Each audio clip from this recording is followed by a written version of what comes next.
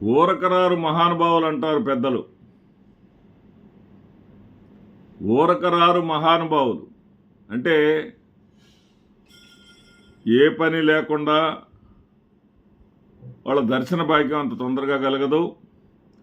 లేదా వాళ్ళకన్నా పెద్దవాళ్ళ దగ్గరికి వెళ్ళారంటే కేవలం ఏదో పైకి చెప్పేటటువంటి కారణాలతో మాత్రమే వెళ్ళరు.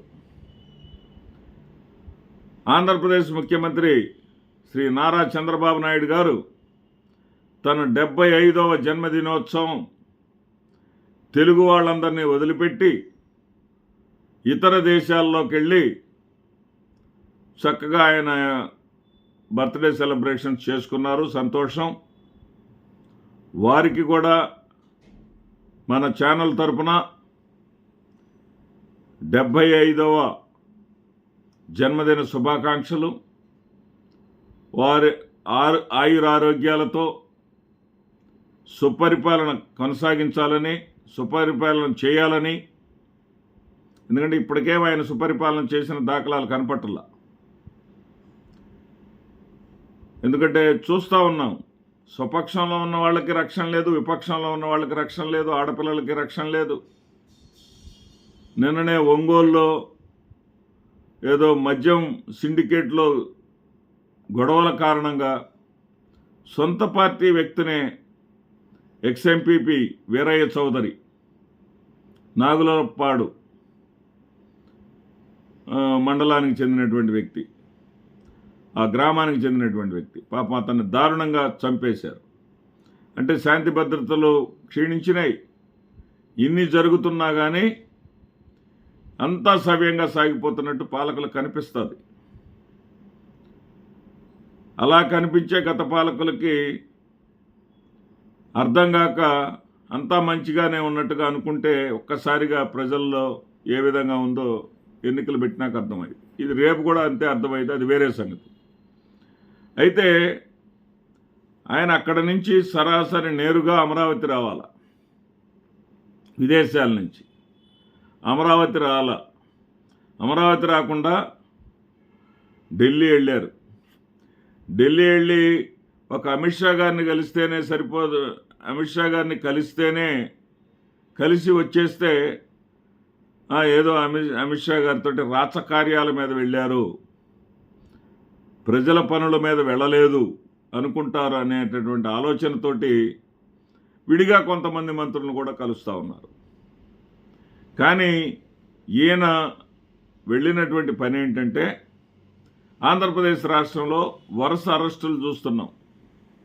పిఎస్ఆర్ ఆంజనేయుల అరెస్టు,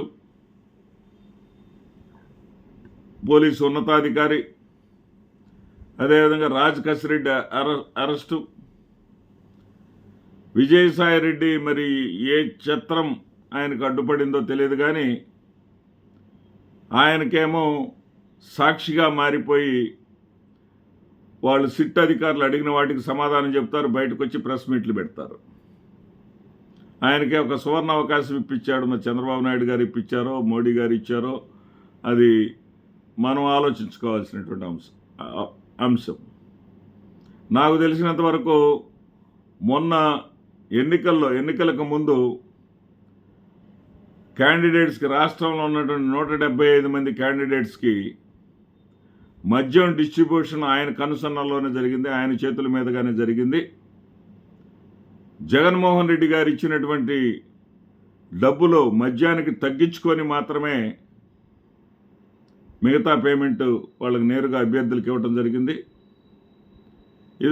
అందరికీ తెలిసినటువంటి విషయమే. ఆయన నాకు ఆ 3 నెలల తర్వాత నాకు ఆ మద్యం విషయమే తెలియదని బయటకు వచ్చి చెప్తాడు. ఆయన చెప్తారు, మనం నమ్మాలి. ఇక అది వేరే విషయం, మనకు అప్రస్తుతం ఇక్కడ. అయితే అదే విజయసాయిరెడ్డి గారిని చంద్రబాబు నాయుడు గారు ఎంత ప్రమాదకారో తెలియజేయటం కోసమే ఆ ప్రస్తావన చేశాను. అదే విజయసాయిరెడ్డి గారిని భారతీయ జనతా పార్టీలోకి రాకుండా పదే అడ్డుకుంటుంది ఈ చంద్రబాబు నాయుడు గారు. ఒకటి, ఆయన భారతీయ జనతా పార్టీలోకి తీసుకోవద్దని, అదేవిధంగా ఆయన ఖాళీ చేసినటువంటి స్థానాన్ని అవసరమైతే తెలుగుదేశం పార్టీకి ఇచ్చేయమని అడగటానికే ఈయన ఢిల్లీ వెళ్తున్నారనేది మనందరికి అర్థమయ్యేటటువంటి విషయం. కానీ ఏదో జరిగిద్ది, ఏదో ఆశించి సూరు పట్టుకొని ఎలాంటి నేతల్ని మనం ఏం చేయలేం. అలాంటి నేతల్ని మనం ఏం చేయలేం. కొందరు నేతలు వీరు జగన్మోహన్ రెడ్డి గారి కులం కాకపోయినా సరే జగన్మోహన్ రెడ్డి గారి కోసం జగన్మోహన్ రెడ్డి గారు విపక్షంలో ఉన్నప్పుడు ఆయనను అంటిపెట్టుకొని ఉండి అధికారం వచ్చిన తర్వాత మంత్రి పదవి చేసి అధికారం కోల్పోయిన తర్వాత కూడా జగన్మోహన్ రెడ్డికి అండగా ఉన్నటువంటి నాయకులు ఉన్నారు.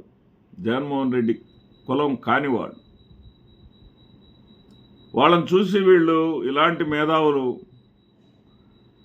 మేమే అంతా చేసామని చెప్పుకునేవాళ్ళు కొంచెం వాళ్ళని చూసి సంస్కారం నేర్చుకుంటే మంచిది.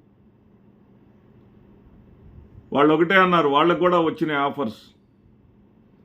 వీళ్ళకన్నా ఎక్కువ వీళ్ళన్నా బతిలాడుకోవాలి. వాళ్ళని ఈ జనసేన టీడీపీ వాళ్ళే రెడ్ కార్పెట్ పరిచి మరీ ఆహ్వానిస్తారు.